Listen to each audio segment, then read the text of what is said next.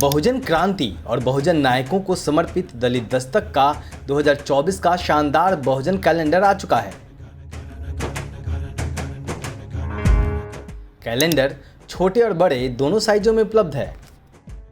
Booking के लिए दिए गए नंबर पर व्हाट्सएप करें या ईमेल करें। थोक में ऑर्डर करने पर मिलेगी आकर्षक छूट। नमस्कार। अयोध्या में राम मंदिर की प्राण प्रतिष्ठा का जो कार्यक्रम है, जो 22 जनवरी को होने वाला है, वो अब उसका दिन काफी निकट आ चुका है।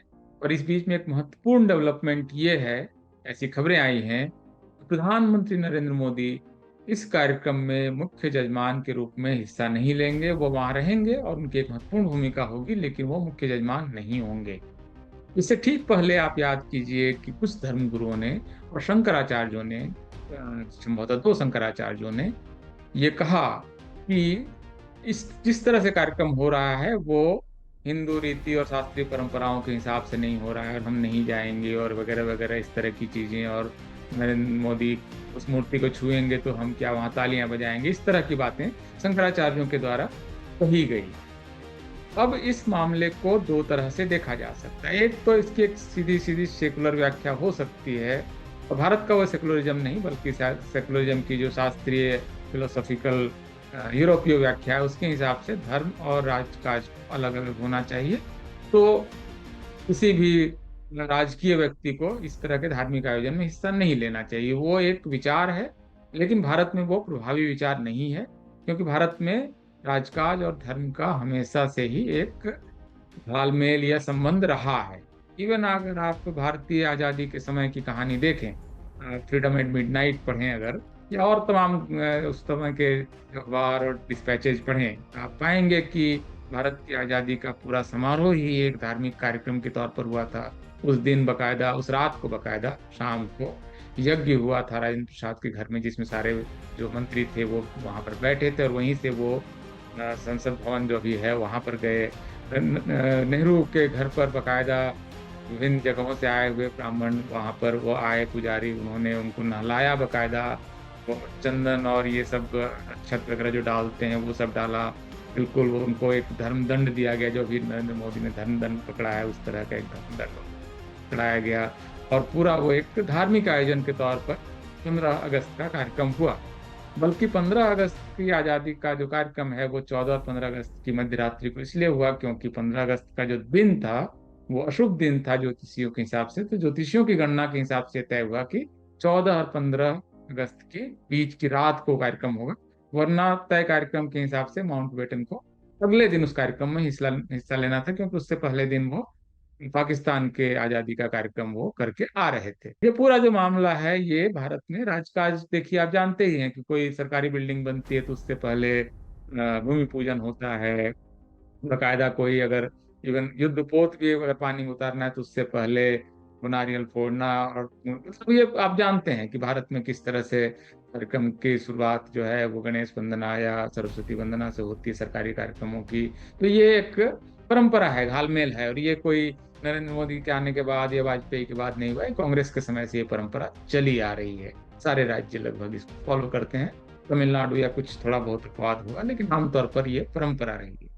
तो ये अगर परंपरा है तो इसके हिसाब से प्रधानमंत्री का अयोध्या के राम मंदिर कार्यक्रम में मुख्य जजमान बनकर जाने को लेकर कोई आपत्ति नहीं होनी चाहिए, खास करके उन लोगों के द्वारा जो खुद को फिलोसॉफिकली सेकुलरिज्म के साथ जोड़कर नहीं देखते हैं, जो फिलोसॉफिकली और आइडिया के तौर पर वेस्टर्न सेकुलरिज्म के आइडिया को फॉलो करते हैं। उनको तो लगेगा कि ये क्या हो रहा है इन दोनों के घालमेल में, लेकिन भारत का ज्यादातर जनमानस इसको लेकर कोई आपत्ति नहीं जताता है कि धार्मिक आयोजनों में सरकारी व्यक्ति शामिल हो। ये इसका एक तरह से भारत का ये कॉमन सेंस है, ये एक नॉर्म है, नॉर्मल आइडिया है, नॉर्मेटिव आइडिया है। शंकराचार्य मुख्य रूप से जिस तरह से इस कार्यक्रम में का विरोध कर रहे हैं होने का, और नरेंद्र मोदी के वहां शामिल होने का या मूर्ति छूने का, मुझे लगता है कि ये एक गलत बात है। और यहाँ पर हम आज आपसे शंकराचार्यों की ऐतिहासिक भूमिका के बारे में आप संक्षेप में, बहुत डिटेल में नहीं,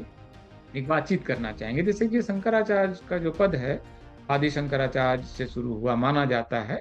विवाद है बहुत कुछ कि उनका जन्म कब हुआ, कम से कम 3 अलग अलग तारीख आती है। मोटे तौर पर जो सहमति बनती है वो 788 ईस्वी का समय आदि शंकर का समय होता है। लगभग भारत में उस समय ज़्यादातर हिस्सों में बौद्ध शासन है, क्योंकि वो पाल वंश का शासन इधर पूरे उत्तर भारत में है, और बाकी इलाकों में भी बौद्ध और हिंदू धर्म के बीच एक कंटेस्टेशन उस समय चल रहा होता है। बौद्ध धर्म थोड़ा ढलान पर है, राजकीय उसको संरक्षण मिलना कम होता है, लेकिन दोनों चीजें साथ साथ वो चल रही होती है उस पूरे पीरियड में। इसलिए आप पाएंगे उस पीरियड की बौद्ध मूर्तियां जो है पूरे भारत में जमीन कहीं भी खोदने से आमतौर पर मिलती है, 700-800 ईस्वी सदी के आसपास की। तो बौद्ध असर जो है वो उसका जब वो क्षीण होना शुरू होता है और फिर से जो हिंदू और ऑर्थोडॉक्सी है वो खड़ी होती है, तो एक मध्य मार्ग के रूप में शंकराचार्य आते हैं, और वो बौद्ध महायान परंपराओं से बहुत कुछ लेकर बहुत सारे जो उनके आइडियाज हैं, अगर आप पाएंगे तो वो बहुत मिलते जुलते आइडियाज हैं। वो ईश्वरवाद का नकार है उसमें, अहम ब्रह्मास्मि है कि व्यक्ति और जीवात्मा और जो परम ब्रह्म है उसके बीच द्वैत नहीं है, डुअलिज्म नहीं है। तो ये आइडिया के तौर पर बहुत सारी चीजें शंकराचार्य लेकर आते हैं। तत्वमसी का आइडिया वो लेकर आते हैं। तो ये सारे आइडियाज उस दौरान आप पाएंगे कि आता है वो, जिससे जगत जो है वो, जो द्वैत है वो कहता है कि जगत जो है वो अलग चीज, और जो एक ब्रह्म है वो अलग है, जबकि इसमें उन दोनों डुअलिटीज को ये नहीं मानते हैं, और अद्वैत को शंकराचार्य प्रोफेस करते हैं। तो ये चूंकि मेरा विषय भी नहीं है, बहुत मैं आमतौर पर अपने टेक्सचुअल रीडिंग से मैं बोल रहा हूँ, मैं इस विषय का ज्ञाता नहीं हूँ। आप इस विषय के जो जानकार हैं उनसे पूछें कि अद्वैत क्या है, तो इसको हम छोड़ भी देते हैं। अभी हम सिर्फ इसकी शंकराचार्य के समय, फिर उनके आने के बाद के समय की पॉलिटिक्स पर बात कर रहे हैं। तो देखिए लगभग यही समय है जिस समय आपको पाएंगे कि भारत में एक तरह से मुस्लिम आक्रमण शुरू होता है। मीर कासिम उसी समय सिंध वगैरह पर कब्जा कर लेते हैं, राजा दाहिर को हराते हैं। उसके थोड़े समय के बाद मोहम्मद गोरी, और फिर उसके बाद एक पूरी परंपरा आपको देखेंगे कि जो दिल्ली सल्तनत है, जिसमें कि तमाम तरह के उनके जो का राजवंश है वो शासन करते जाते हैं, जो 1526 में जाकर फिर मुगल शासन के तौर पर आता है। मुगल शासन जिस समय आता है लगभग ये वही समय है जिस समय की 4 मठ स्थापित होते हैं 4 देश के कोने में शंकराचार्य के परंपरा से, और वो अपना फिर जो भी धार्मिक कार्य वगैरह करते हैं। लेकिन शंकराचार्य का जो अद्वैत मत है, इसकी हिंदू समाज में बहुत ज्यादा व्याप्ति नहीं है, क्योंकि जो हिंदू समाज है मुख्य रूप से वो देवी देवताओं की पूजा करता है, और वो 33 करोड़ या 33 प्रकार के दोनों तरह की व्याख्याएं, 33 कोटि देवताओं की वो जो परंपरा है, उस परंपरा का ये देश है। अगर हिंदू देश है जहाँ पर हिंदुओं का जो देश है, मतलब एक तरह से हिंदुओं का देश है, देश के जो हिंदू हैं दोनों को आप उस तरह से देख सकते हैं। जैसे अगर वो हिंदुत्व परंपरा के हिसाब से देखें, सावरकर आइडिया के हिसाब से, तो ये हिंदू राष्ट्र है। और अगर आप अन्य परंपराओं के हिसाब से देखें तो इस देश के बहुसंख्यक हिंदू हैं।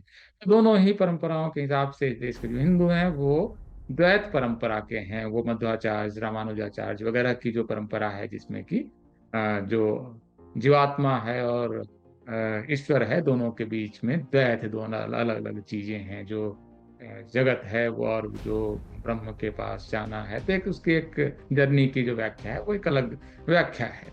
तो ये वेदांत का जो अद्वैत वेदांत है, इसके शंकराचार्य इस परंपरा के हैं, और इसमें ज्यादातर हिंदू उस परंपरा को मानते नहीं है। शंकराचार्य हिंदुओं के धर्म गुरु हैं। एक बहुत रूढ़ तौर पर आसानी से कह दिया जाने वाला वाक्य है, इसका कि दरअसल कोई मतलब नहीं है। शंकराचार्य की परंपरा के हिंदू इस देश में गिने चुने भी आपको नहीं मिलेंगे। मुझे नहीं लगता है कि उनकी संख्या लाख में भी होगी जो शंकराचार्य की अद्वैत परंपरा को मानते हैं। वैसे लोग आपको बहुत कम मिलेंगे। तो खैर जो ये भी है, इसको भी आप छोड़ दीजिए। तो शंकराचार्य की जो पॉलिटिकल, अगर उनका असर देखें, वो राजनीतिक व्यक्ति नहीं है, लेकिन धर्म और राजनीति हमेशा साथ साथ चलने वाली चीज है, सारी दुनिया में चलता है। तब पोप और रोमन एम्पायर साथ साथ चला एक समय के बाद आप देखेंगे, या जो खलीफा हैं तुर्की के और इस्लाम साथ साथ चला। हिंदू धर्म में भी, यहाँ के राजाओं में भी उसी तरह की परंपरा रही है।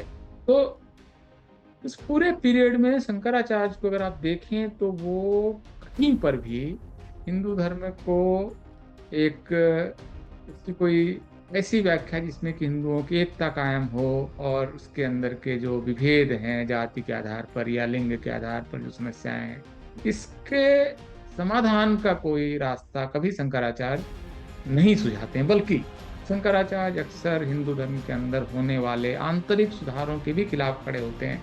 हिंदू कोड बिल के खिलाफ बकायदा द्वारकापुरी के शंकराचार्य उस आंदोलन में शरीक हुए हिंदू कोड बिल के खिलाफ, जिसके जरिए हिंदू महिलाओं को पैतृक संपत्ति में हिस्सा मिला, या जो आपको मंदिर प्रवेश का आंदोलन हो, इस पर भी उनकी कोई पॉजिटिव, उनका भी कभी भी वो पॉजिटिव नहीं रहे। सती के खिलाफ कभी भी उनका कोई, उन्होंने कोई हिंदुओं को अपील की कि भाई नहीं, सती को नहीं, एक बुरी प्रथा है, मत कीजिए, ऐसा कभी नहीं देखा गया। वो मंदिर प्रवेश का इतना लंबा चौड़ा आंदोलन चला, वो वैकुम सत्याग्रह से लेकर कलाराम टेम्पल और इतना कुछ हुआ, कभी भी उन्होंने ये नहीं कहा कि तमाम हिंदुओं के लिए हिंदू मंदिरों के दरवाजे खोल दिए जाएं, ये भी वो नहीं कह पाए। और हिंदू धर्म के अंदर में तमाम और विधवा विवाह का निषेध था, तो विधवा विवाह होना चाहिए, ये कभी उन्होंने नहीं कहा। जब ये पहली बार ये तय करने की कोशिश की गई कि शादी की कोई एक उम्र तो मिनिमम होनी चाहिए, ये 6 साल 7 साल की लड़कियां कैसे शादी कर रही हैं, उसकी एक उम्र जब तय करने की कोशिश हुई, 11 साल या फिर 13 साल, ऐसे ऐसे करते हुए 18 और 21 तक मामला आया, जो आप देखेंगे। इसमें भी कभी उन्होंने ये नहीं कहा कि हाँ, हिंदुओं में शादी की एक उम्र होनी चाहिए। तो ये सारा जो हिंदुओं का आंतरिक सुधार आंदोलन है, इसमें शंकराचार्य की कभी कोई भूमिका नहीं रही है।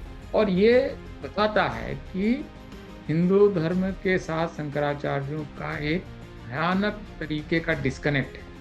अलग अलग तरीके से चलने वाली परंपराएं हैं शंकराचार्य की परंपरा और हिंदू परंपरा अपना लगातार परिष्कार कर रही है, बहुत सारे सुधारों के कार्यक्रमों में जा रही है। आप देखेंगे कि जैसे आरक्षण का प्रावधान जब कॉन्स्टिट्यूएंट असेंबली में आता है तो विरोध करने के लिए कोई खड़ा नहीं होता है, सारे लोग उसमें समर्थन में खड़े होते हैं। तो ये इस तरह के कुछ सुधार बहुत तरह से आम राय से भी जब पारित हो रहा है, तो शंकराचार्य देखिएगा आप कई बार उसके खिलाफ खड़े हो जाते हैं।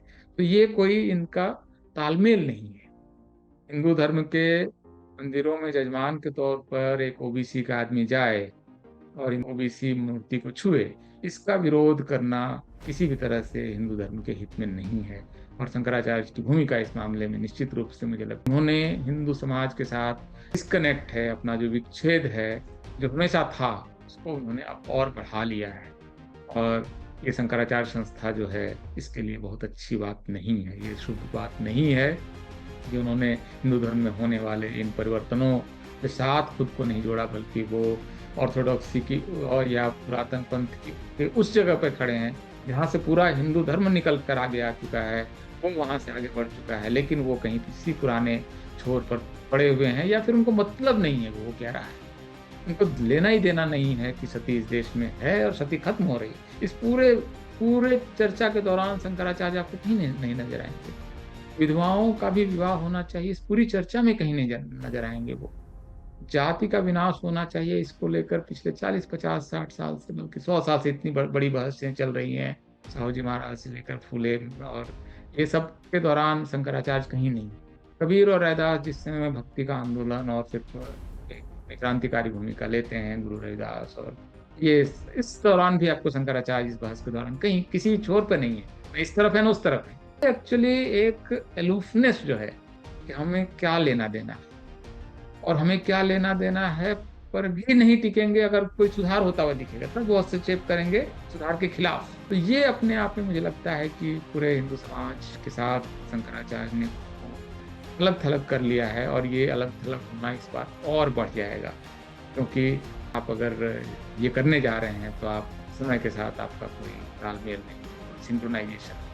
तो इस पर मुझे लगता है, पता नहीं शंकराचार्य तो फिर क्या ही विचार करेंगे, उनको जबकि लेना ही देना नहीं है। लेकिन हिंदू धर्म के वो गुरु हैं जो लोग कह रहे हैं, और ऐसा समय आ गया है कि राजनीतिक विरोध के लिए वो लोग शंकराचार्य के पक्ष में खड़े हो जा रहे हैं जिनका शंकराचार्य के विचारों के साथ कोई लेना देना नहीं है। शंकराचार्य आरक्षण विरोधी हैं, शंकराचार्य जाति व्यवस्था के को इंडोर्स करते हैं, शंकराचार्य हिंदू धर्म में होने वाले सुधारों और बदलावों के कम से कम पक्ष में तो खड़े नहीं ही होते हैं, उनके साथ लोग खड़े हो जा रहे हैं सिर्फ इसलिए कि उनको राजनीतिक विरोध करना है। तो राजनीति को वहां पर नहीं पहुंचना चाहिए मुझे लगता है। बहुत बहुत शुक्रिया।